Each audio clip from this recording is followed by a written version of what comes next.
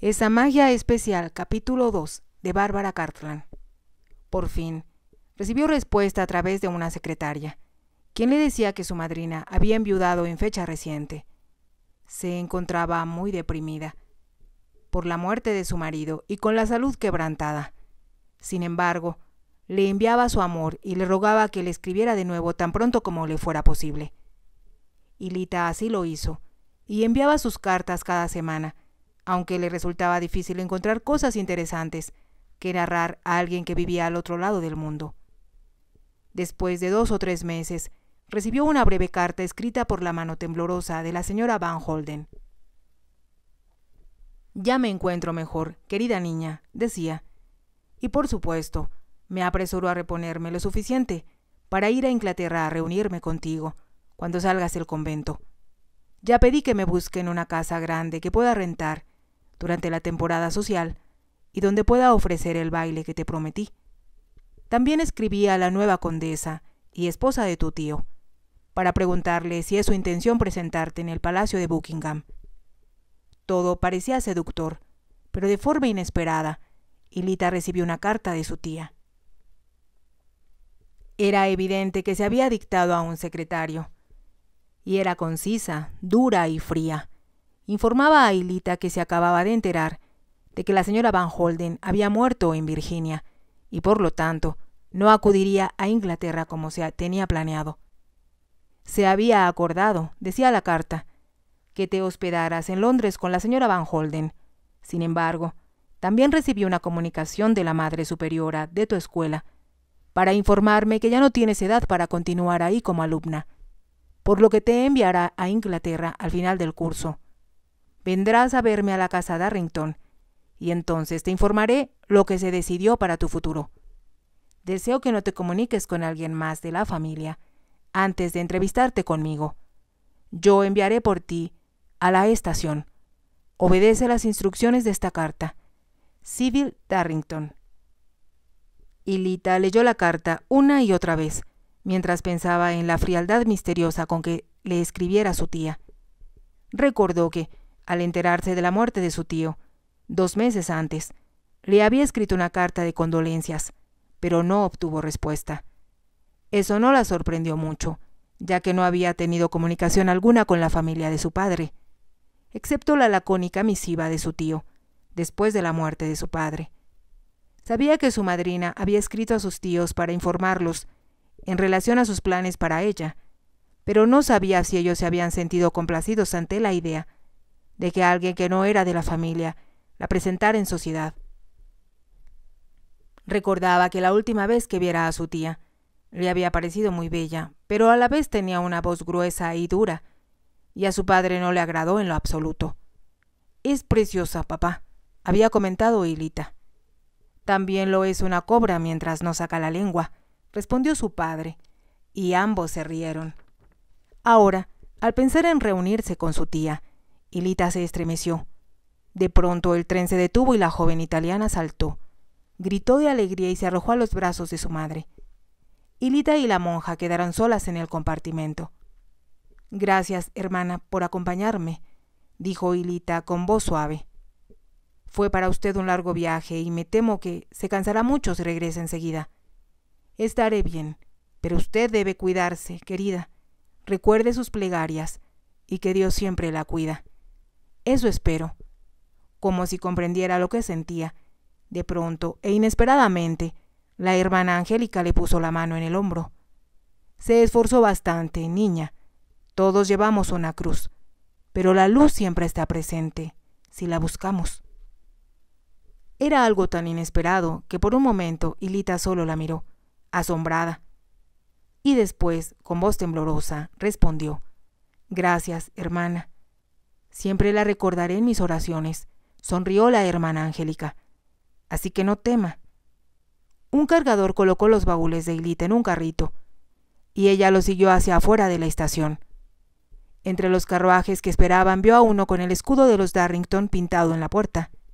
Como esperaba, en él se hallaba un hombre delgado y de cabello cano, que se presentó a sí mismo como secretario. «No acudí a la plataforma para no cruzarme con usted, señorita, y, de hecho, Su tía me ordenó esperarla aquí en el carruaje. Me alegro de haberlo encontrado y me temo que traigo mucho equipaje. Sus baúles no solo contenían ropa inadecuada para el mundo social, sino libros y gran cantidad de recuerdos de Florencia que no se habría permitido dejar. Como su madrina había sido muy generosa, no solo al pagar la colegiatura, sino también al enviarle una mesada suficiente junto con aquella. Compró pinturas, libros y otras cosas peculiares de Florencia. Era imposible dejar de adquirir las bellas sedas decoradas, con retratos de los grandes maestros, o pequeñas piezas de coral de artísticos tallados, de las que estaban llenas las tiendas del Puente Viejo. Si me lo preguntas, le había dicho a Hilita, una de sus compañeras, sería mejor que te compraras un sombrero nuevo. Sabía que la verdad era que, como no tenía hogar, las pequeñas cosas que adquiría eran sus únicas posesiones y representaban recuerdos imposibles de borrar. Lo mismo concernía a algunas de las pertenencias de su madre, que no tenían más valor que el sentimental. Apilaron sus baúles en la parte trasera del carruaje, y algunas cajas tuvieron que acomodarse en el interior, frente al asiento que ocupaba junto al secretario de su tía. —¿Cuál es su apellido? —preguntó con cortesía a Hilita. —Shepherd —respondió el interpelado—. Tengo muchos años a cargo de la casa Darrington. De hecho, la dirigía en vida de su abuelo, y esperaba continuar con su padre, cuya muerte imprevista lamenté mucho. Estoy segura de que a papá le hubiese halagado contar con su ayuda. Le habría sido difícil acostumbrarse a ser dueño de 2 enormes mansiones, después de haber sido casi un nómada. El señor Shepherd sonrió.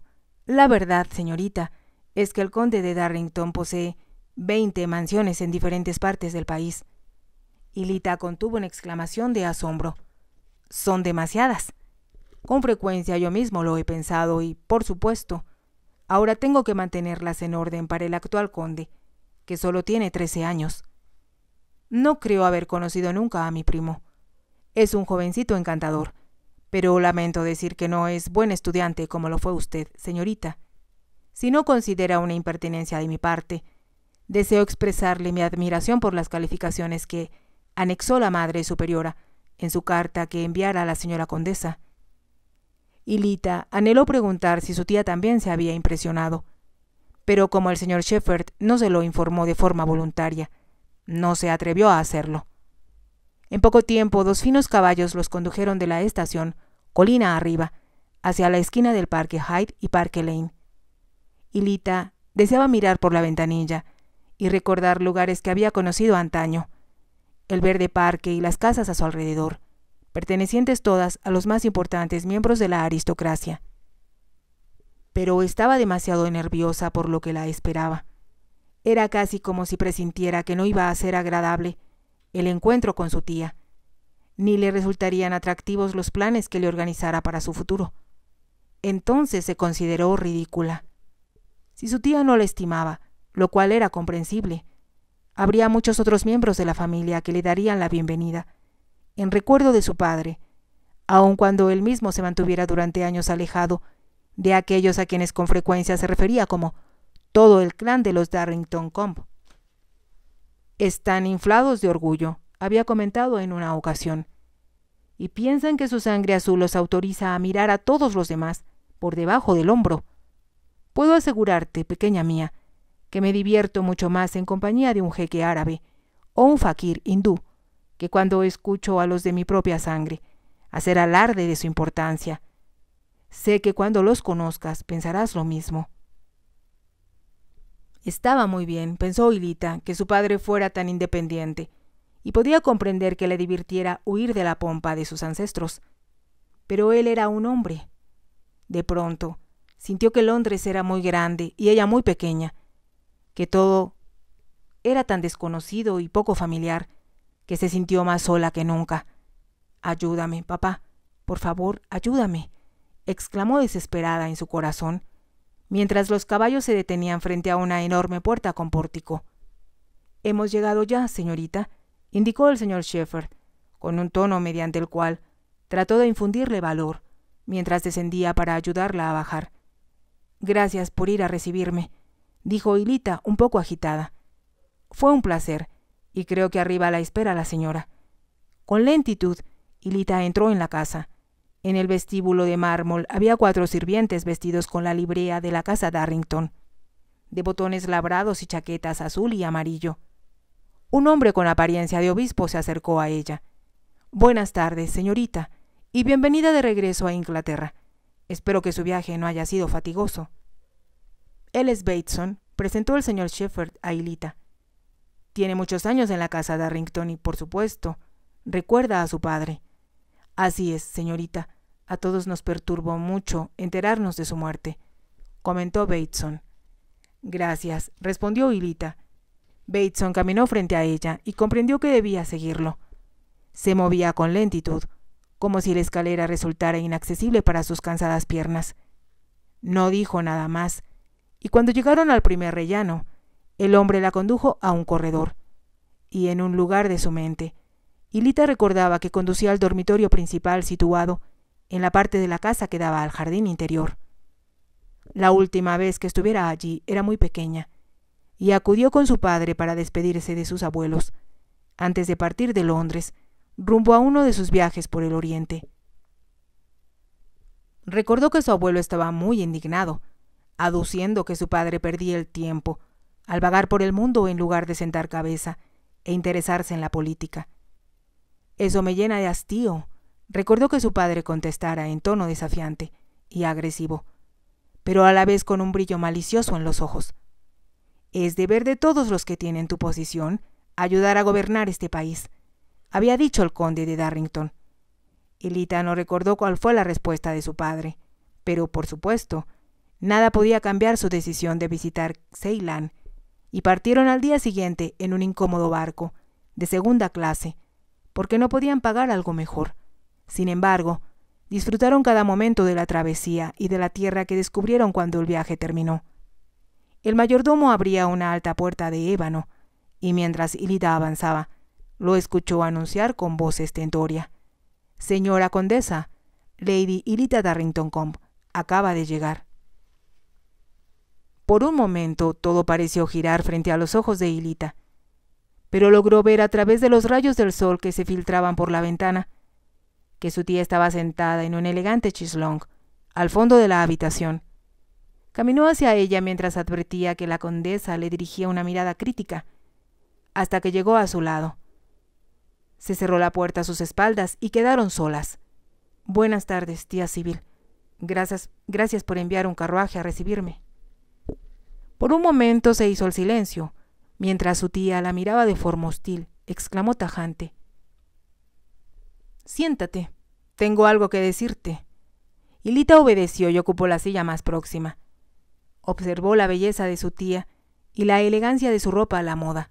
Por primera vez desde que salieron del convento, se dio cuenta de que su traje de viaje de tela azul pálido, con capa encima, era muy típico de jovencita escolapia y del todo inadecuado para lucir en Londres. Antes de salir había resuelto que sería absurdo gastar su poco dinero en comprar ropa en Florencia, cuando estaba segura de que la de Londres sería muy diferente. Pero no había pensado en ello con insistencia, pues supuso que la ropa adecuada se la proporcionaría su tía, de igual manera que su madrina le había dado cuanto necesitaba al llegar al convento. Ahora sintió, incómoda, que tal vez debió al menos hacer un esfuerzo por comprar algo más propio y un sombrero menos sencillo. Pensó que tal vez su tía le criticaba el no vestir acorde con la grandeza de la casa. Enseguida, la condesa empezó a hablar con voz hostil. «No sé, Hilita, si has decidido lo que harás en el futuro ahora que tu madrina murió, y no es posible que seas presentada en sociedad como ella planeaba». Hilita no supo la respuesta, por lo que su tía prosiguió: «Yo, por supuesto, esperaba que la señora Van Holden, al ser tan rica, pagaría todo, incluso tu ropa y el baile que pretendía ofrecer en tu honor, y tú vivirías con ella mientras estuviera en Londres. Estoy muy triste por su muerte, ya que, como usted sabe, tía Sibyl fue muy bondadosa conmigo». «Mucho, en verdad», respondió agresiva la condesa, como si discutiera con Hilita. «Pero al menos, ahora que dependes de ti misma, podrás aprovechar algo de la educación que te costó». «Me preguntaba», repuso Hilita, titubeante, ¿En dónde quiere usted que viva? Puedo responder a eso con toda facilidad. Aquí no. No tengo intenciones, Hilita, de hacerme cargo de ningún miembro pobre de la familia Darrington-Combe, ni de ser responsable en ningún sentido, a mi edad, de alguien que necesita una dama de compañía. Su tono de voz indicó a Hilita cuánto le desagradaba la idea. Ahora confirmaba que la condesa le tenía una antipatía personal. Tal vez tía Sibyl, se aventuró a decir con lentitud, haya algún miembro de la familia, de papá, que me acepte en su casa. Sí lo hay, no tengo idea de quién pueda ser. No es posible esperar que alguien desee hacerse cargo de una joven sin un centavo, en especial si recuerdas cómo tu padre, por salirse con la suya, se alejó, ignoró y antagonizó a todos sus familiares durante tantos años. Entonces, si no hay nadie con quien pueda vivir, habló Hilita con voz temblorosa, ¿de qué voy a hacer? Es justo lo que te diré, y he de admitir que lo he pensado mucho. Hizo una pausa como si eligiera sus palabras con gran cuidado antes de explicar. Se ocasionarían muchas murmuraciones, y hasta podrían hacerse comentarios en los periódicos, si deambulas por todas partes sin una dama de compañía adecuada y, me atrevo a decir, metiéndote en líos de uno u otro tipo. Hilita contuvo el aliento como si fuera a protestar, pero su tía continuó hablando. Fue algo que tu padre siempre logró hacer, y ya se habló bastante de él en el pasado para añadirle. No pensaba hacerlo, dijo Hilita con tono humilde. Y podría decirme, tía Sibyl, si papá me dejó algo de dinero. ¿Dejarte dinero? Por supuesto que no. Debes saber que vivía de la renta que con generosidad le concedía a mi suegro, aun cuando desaprobaba rotundamente la forma en que su hijo vagaba por el mundo, en lugar de sentar cabeza, como debió hacerlo mucho tiempo atrás. Papá era muy feliz en sus exploraciones, apuntó Hilita con la sensación de que debía defender a su padre. Estoy segura de que así fue, respondió sarcásticamente la condesa. Pero eso no significa que tú dejes de ser una pesadilla y sin un centavo. El tono al decirlo hizo que Hilita apretara sus manos y se obligara a no contestar. Sabía que no lograría sino aumentar la agresividad de su tía. Estoy segura, logró decir con voz calmada, de que papá no se proponía morir y dejarme sin nada. Pero eso fue lo que hizo. Por lo que he podido saber, no tenía nada en el banco, y cuando hablé por última vez con los abogados de la familia, todavía buscaban su testamento, que parece olvidó hacer. No había respuesta para eso, y después de un segundo, Hilita preguntó, ¿qué desea que haga yo, tía Sibyl? Como ya te dije, lo he meditado mucho, y al principio consideré que lo mejor sería, ya que fuiste al parecer tan feliz en el convento, que te hicieras monja. Por un momento Hilita se quedó sin habla. Entonces, con un grito que pareció hacer eco en la habitación, exclamó, «Pero, tía Sibyl, no podría hacerlo. Carezco de vocación. No se trata de lo que tú desees hacer. Antes que continuemos, te recordaré, Hilita, que como tu padre murió y también tu tío, ahora yo soy tu tutora hasta que mi hijo Anthony cumpla la mayoría de edad. Y esto sucederá dentro de mucho tiempo. Por lo tanto, tendrás que hacer lo que yo diga. Así es la ley. Pero no puedo hacerme monja. Comprendo que hay dificultades, en especial porque no eres católica y por lo tanto, decidí que como debes ganarte la vida de una u otra forma, debo encontrarte algún trabajo en el que supongo te mostrarás eficiente». Hilita contuvo el aliento y apretó las manos hasta que las uñas se le clavaron en la suave piel. No era tanto lo que decía, sino su tono despectivo, lo que indicaba que la condesa la sentenciaba a una vida desagradable, y contra lo cual no podría luchar. «Puede decirme, tía Sibyl, qué ha planeado para mí». Fue en verdad bastante difícil pensar en algún lugar de Inglaterra donde no fueras una molestia y en el cual resultara difícil descubrir tu verdadera identidad. ¿Mi identidad? ¿No supondrás, criatura tonta, que deseo enterar a los demás de que la sobrina de mi esposo, Lady Hilita Darrington-Combe, debe ganarse la vida, y opinen que yo debía hacerme responsable de ella? Entonces, ¿Qué propone? Fue solo por casualidad que descubrí que una amiga mía, la marquesa de Lis, hace 9 meses padece ceguera.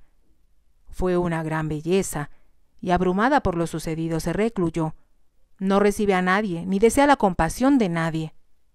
Al decirlo, la condesa no parecía nada compasiva, sino más bien como si pensara que había sido un gran descuido de su amiga sufrir tal desdicha. Por lo tanto, le escribí para sugerirle que, en vista de su condición, le podría resultar útil contratar una lectora y de ese modo mantenerse al tanto de lo que sucede en el mundo. Una lectora, susurró Hilita entre dientes. Le dije, y por supuesto no debes negarlo, que yo misma te he empleado en una y otra forma, y que tu trabajo me resultó satisfactorio. De hecho, le daré excelentes recomendaciones. No comprendo. Viviré con esa dama y le leeré. Es algo que nunca había oído mencionar antes. ¿Cómo podías hacerlo si viviste al margen de la civilización? Y dudo que la gente con la que se relacionaba tu padre tuviera sirvientes de ningún tipo. Si te ha gustado, te invito a que te suscribas, a que me regales un me gusta y actives la campanita para que puedas seguir escuchando esta historia. Gracias.